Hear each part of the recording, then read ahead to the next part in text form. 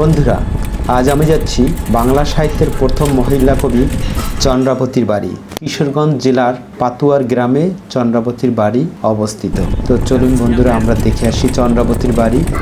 যেতে যেতে আপনার চোখে পড়বে বাংলার প্রকৃতির রূপ, অসাধারণ রূপ আপনার চোখে পড়বে। অবারিত ফসলের মাঠ, পশু পাখি এবং ছোট ছোট বাড়িগুলি আপনার কাছে খুবই ভালো লাগবে। এই সাত সকালে রোভার রুয়েলকে সঙ্গে নিয়ে আমি চলে যাই একটি রিক্সা যোগে কবি চন্দ্রাবতীর বাড়ি। তো চলুন বন্ধুরা, আমরা দেখি।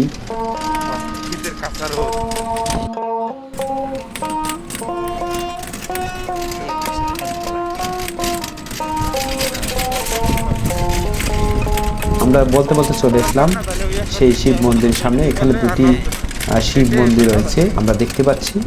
এই একটি, এর পিছনে আরেকটি মন্দির রয়েছে। কথিত আছে যে এখানে একসময় খরস্রোত ফুলেশ্বরী নদী বয়ে যেত। পূর্ব ময়মনসিংহ গীতিকা অনুযায়ী 1550 সালের দিকে চন্দ্রাবতীর জন্ম হয়। চন্দ্রাবতীর পিতার নাম হলো মনসামঙ্গল কাব্যের অন্যতম রচয়িতা দ্বিজবংশী দাস। চন্দ্রাবতী একাধারে কবি এবং আর বাংলা সাহিত্যের নায়িকা। বাংলা সাহিত্যের একজন সার্থক ট্র্যাজিক নায়িকা হিসেবেও তিনি কিংবদন্তি রয়েছেন। যাই হোক বন্ধুরা, আমি একটু হেঁটে হেঁটে দেখিয়ে দিচ্ছি এই মন্দির, মঠ এবং এখানকার প্রকৃতি।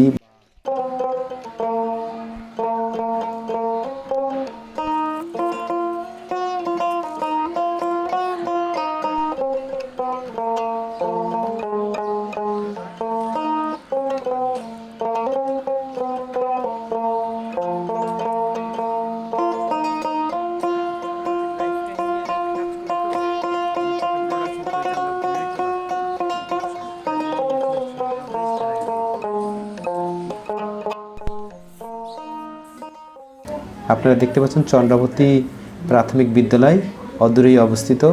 এখানে পহেলা বৈশাখে একটি ছোট্ট মেলা হয়, আপনারা ঘুরে দেখে যেতে পারেন। তো চন্দ্রাবতী সম্পর্কে একটু বিস্তারিত আমি বলতে চাই, যা হলো নয়াচাঁদ ঘোষের বর্ণনা অনুযায়ী সুন্দরী চন্দ্রাবতী তার সাথে ভালোবাসার সখা জয়ানন্দের বন্ধুত্ব হয়, যে বন্ধুত্ব যৌবনকালে গভীর প্রেমে পরিণত হয়। ফলে চন্দ্রাবতীর প্রেমিক মন উদ্বেলিত হয়। অবশেষে সামাজিকভাবে দুই পরিবারের সম্মতিতে জয়ানন্দ ও চন্দ্রাবতীর বিয়ে ঠিক হয়। সে বিয়ের আয়োজনও শুরু হয়ে যায়, কিন্তু হঠাৎ ঘটে যায় আর এক ঘটনা। আসমানি নামে এক সুন্দরী মুসলমান মেয়ের রূপে মুগ্ধ হয়ে তাকেই বিবাহ করে চঞ্চলমতি জয়ানন্দ। এই মর্মান্তিক খবরে চন্দ্রাবতী স্তম্ভিত হয়ে যায় এবং নাওয়া খাওয়া ত্যাগ করেন। আমাদের সামনে যে বাড়িটি দেখতে পাচ্ছি, এটাই হলো চন্দ্রাবতীর বাড়ি। যে বাড়িতে চন্দ্রাবতী থাকতেন, তার পিতা থাকতেন। কিন্তু লোকমুখে কথিত আছে যে এই বাড়িটি চন্দ্রাবতীদের নয়, এই বাড়িটি অন্য কারো, অর্থাৎ এখানকার জমিদার তাদের। যে বাড়িতে কবি হিসাবে চন্দ্রাবতীর বাবা থাকতেন, সেই সাথে চন্দ্রাবতী পরিবারবর্গ থাকতেন। নিদারুণ আঘাতে মুষড়ে পড়া চন্দ্রাবতীকে বিপর্যয়কর অবস্থা থেকে উদ্ধার করে বংশীদাস কন্যাকে এক মনে শিব নাম জপ করতে আর রামায়ণ লিখতে উপদেশ দিলেন।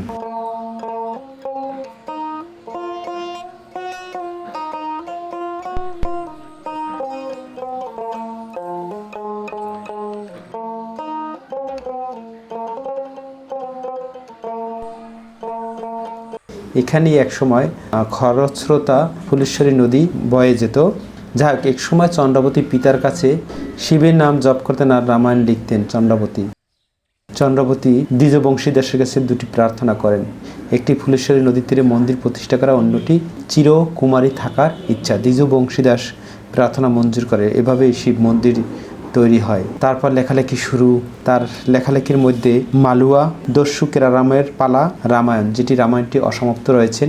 এভাবেই একসময় খরস্রোতা নদীর তীরে স্থাপিত হয় চন্দ্রাবতীর শিব মন্দির। বিরহী প্রেমের স্মৃতিময় সে জীবন চন্দ্রাবতী কাটিয়ে দিয়েছেন সাহিত্যের ভেতর।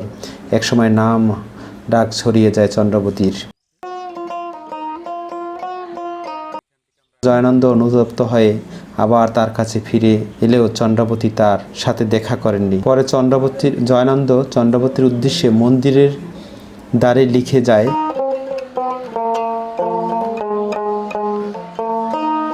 শৈশবকালের সঙ্গী তুমি, যৌবনকালের সাথী, অপরাধ ক্ষমা করো তুমি চন্দ্রাবতী, পাপিষ্ঠ জানিও মোরে না হইল সম্মত, বিদায় মাগি চন্দ্রাবতী জনমেরও মতো। এরপর জয়ানন্দ ফুলেশ্বরী নদীতে তার জীবন বিসর্জন দেয়। চন্দ্রাবতী অনেকক্ষণ পরে মন্দির থেকে বের হয় এবং ওই লেখা ধুয়ে ফেলার জন্য চন্দ্রাবতী নদীর ঘাটে জল আনতে গিয়ে দেখেন আত্মঘাতী বিরোহী জয়ানন্দের মরদেহ ভেসে আছে জলের উপরে।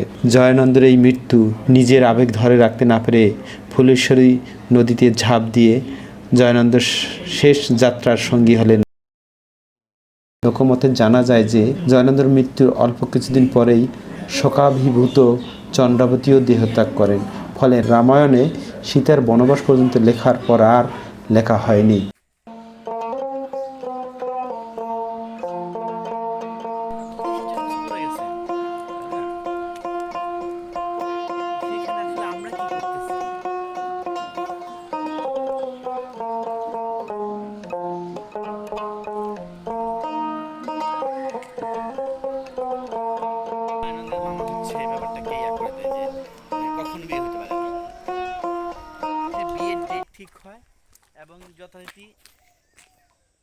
যা হোক বন্ধুরা, এভাবে আমি দেখতে দেখতে আবার ফিরে চলে আসি সদরের দিকে।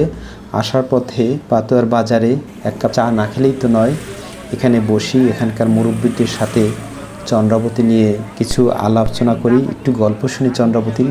যে যা জানে তাই শুনতেই ভালো লাগে, কেননা বাংলার প্রথম সাহিত্যিক মহিলা কবি এই চন্দ্রাবতী। আপনারা সময় পেলে এই জায়গাটিতে ঘুরে যাবেন, আমার ডিসক্রিপশনে সব কিছু দেওয়া থাকবে। ধন্যবাদ সকলকে ভিডিওটি দেখার জন্য।